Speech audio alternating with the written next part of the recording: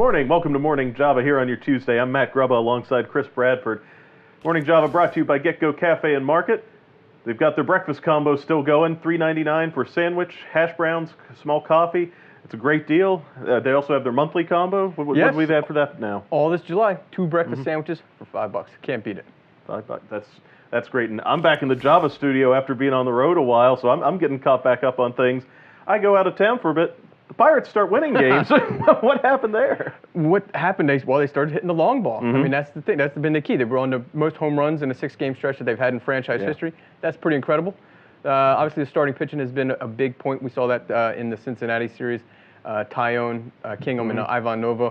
Nova, of course, has been that's kind of a godsend for the Pirates. I mean, he is their de facto ace of the staff. So getting him going at this time of year, that's pretty big for the Pirates. Yeah, he was supposed to be the reliable veteran, and talking about another guy that unreliable. We talked about a little bit before we started was Jung Ho Kang, and there's been a lot of talk about where's he been, when's he coming up, that sort of thing. But has this recent Pirates win streak sort of given them an excuse to sort of let him wait a little longer, season him some more, and get him ready for coming back to the big? He's really fallen on the back burner. I mean, because when the Pirates were struggling, there was talk of where's Jung Ho. He was on the DL in Indianapolis with a hand injury, I believe. But now that they're winning, and the trade deadline's coming up at the end of July, maybe they don't make any move bringing someone from the outside, but that raises the possibility that they bring someone in from the inside, that being Jung Ho Kang. Now, obviously, he's a pretty big bat. They could use him, but the question for me is where would they put him? Obviously, you have Jordy Mercer at short, and Colin Moran has taken over third base. So it looked like he would be a bench player if he did come up, when he does come up. Yeah, it's going to be an interesting decision for them to make for sure. Obviously, a pretty big soccer game coming up at Heinz Field on Wednesday, the return of Christian Pulisic, if I'm pronouncing that correctly. But, a guy with some local ties, Pennsylvania ties. His father is a assistant coach here for the Riverhounds. Tell us a little bit about Wednesday night. Yeah, well, I mean, he is probably the best American soccer player going right now. He's coming back with his club team, Borussia Dortmund. It's part of the International Champions Cup. They're taking on the many times Portuguese champs, Benfica. That's a game that last time they had one of these International Champions Cup games here in Pittsburgh, it was a really bad weather day, and that might have depressed attendance a little bit. They only had about 35,000 for Manchester City and AC Milan when they came to town. So I think they're hoping for a better turnout here and hoping that Pulisic's the one that is really going to be the draw. If you were able to check out the site, I was able to get on the phone with Christian for about 5 minutes during their very busy schedule. They were in Charlotte before they came here to Pittsburgh, took on Liverpool and got a 3-1 win down there.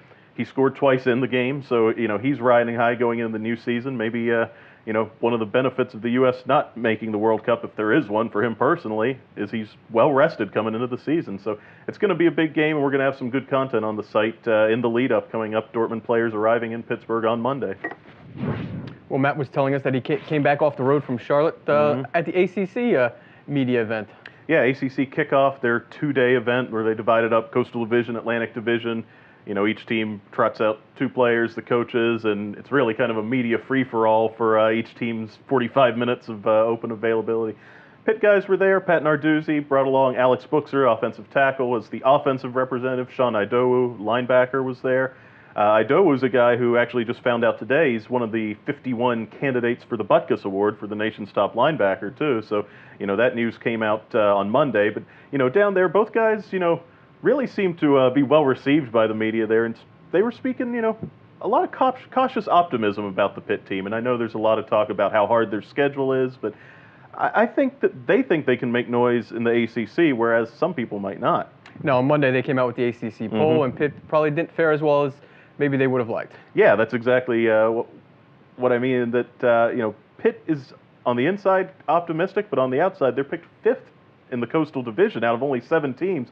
Only teams they were ahead of were North Carolina and Virginia, and even North Carolina in 6th got a first-place vote from somebody, so that must have been the Chapel Hill reporter.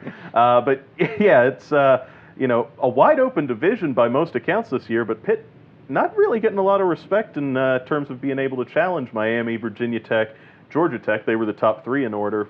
So, I think that they might come in from that with a little bit of a chip on their shoulder. Of course, in the other division, in the Atlantic, Clemson, 3 straight years in the playoff, the national champ 2 years ago.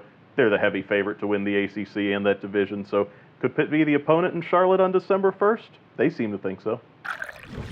All right, continuing with Matt's travels everywhere, he went to Columbus, Ohio, where it took in a really pretty cool event. I wasn't really totally aware of this, but for former Pitt players, former college basketball stars, it was a chance to see them put on the sneakers again. Yeah, it's funny. My dad said the same thing to me. He was just flipping through channels and saw on ESPN where they have coverage of the basketball tournament, which is a $2 million winner-take-all event where you have alumni teams from major colleges. You have some guys that are groups of friends that get together, guys that played in high school even together, get out on the court with a chance to win some big money.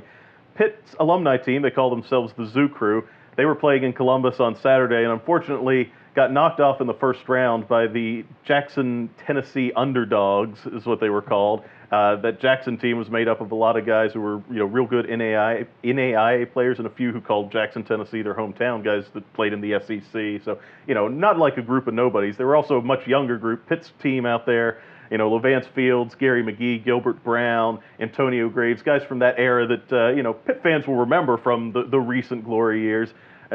They only had 7 players out there, and so eventually the constant pressure from a 12-deep younger team sort of wore them down. But it was a cool event to get to finally go cover and see these guys back in action. Now the question everybody has is kind of what was the level of play? Obviously you mentioned some of those guys from the the mid and early 2000s.